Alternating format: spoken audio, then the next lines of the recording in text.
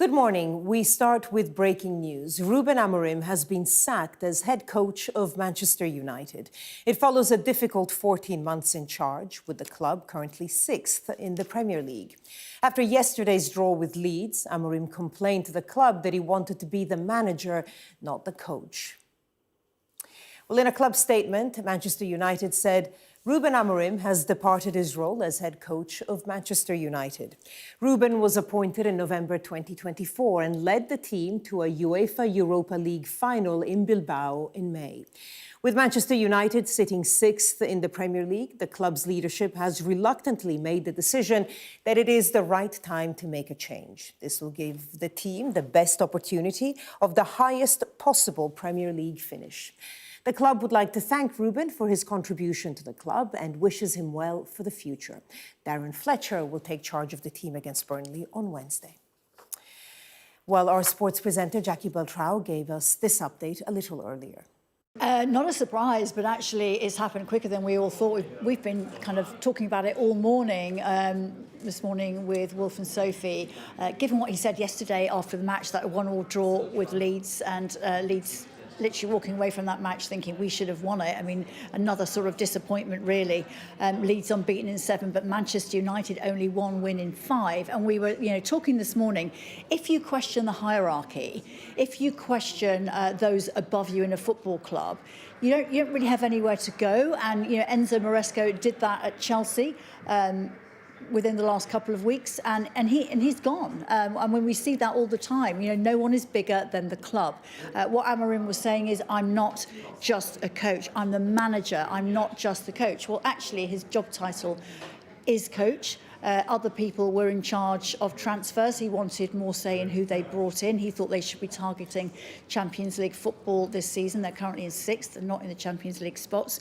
He also came under a lot of scrutiny for the way he wanted to play, the tactics he adopted. 3-4-3 was his chosen formation. It wasn't really working.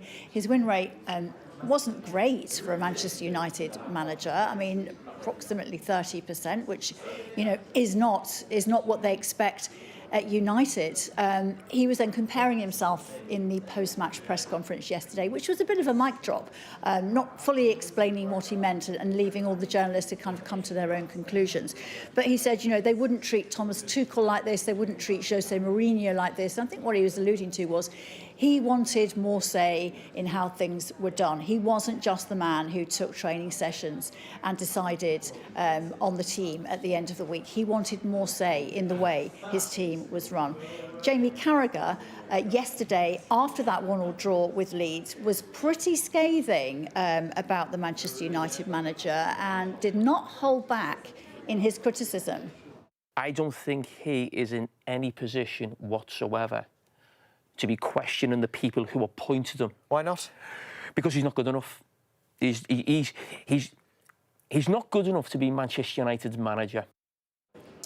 So clearly, Ruben Amorim, who's a very affable person, very likeable actually, and always dealt with the media in such an easygoing way for all of his tenure, getting more and more irritated in the last couple of weeks and clearly frustrated with the situation that he was in with Manchester United, saying in that press conference yesterday that he would see out 18 months that was left on his contract, and obviously, I don't know, perhaps slightly angling to be paid off and to go, and that's exactly what's happened today. So they're in a situation where they've got a match against Burnley on Wednesday. Darren Fletcher's in charge for that. Amorim has already said goodbye to the players at the Carrington training ground this morning, where he was told by Jason Wilcox and Omar Barada that his services were no longer required.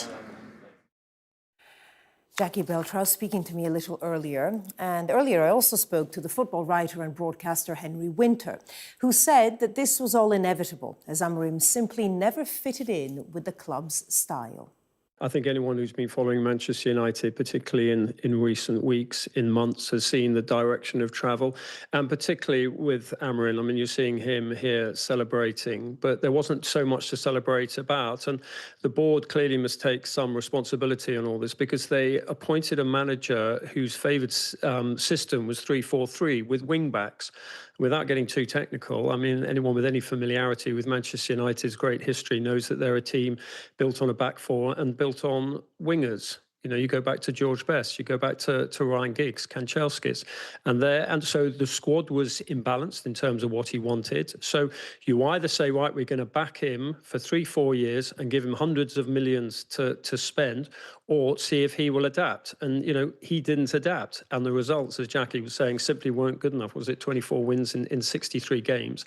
This is Manchester United. They have invested money. They are the second biggest club in the world after Real Madrid, and they expect more. There are other clubs who look at this in that you can get rid of a coach who was perceived to be an elite coach, certainly when he joined, or sort of on that pathway.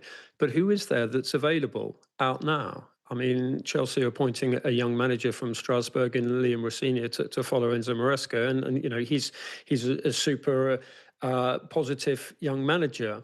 But, you know, he's young. There are not many elite managers out there who can step in. I think Darren Fletcher's a very sensible appointment in terms of he knows the club, he understands the club. And this is another issue with Amorim, who was sort of pacing up and down the touchline, is that he obviously bridled at some of the criticism from former players in Gary Neville, Roy Keane and Paul Scholes.